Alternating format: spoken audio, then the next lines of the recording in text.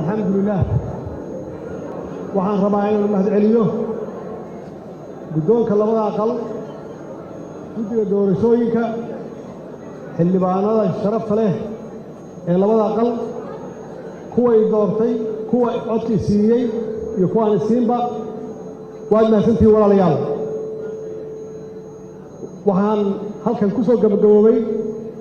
doorashadii soo socotay muddo caawa waxaan rabaa halkan inaan ku soo dhaweeyo walaalkay madaxweynaha cusub xasan sheekh oo aan leeyahay hambalyo ilaahayna waxaan uga baryaynaa in hawshaan dhibka badan uu ilaahay u sahlo hawl aad iyo aad u adag weeye wax sahlan ma aha kulligeen aan ilaahay u barinno inuu hawshaan u fududeeyo annagana waxaan u muujinaynaa kulligeenba solidarity wada shaqayn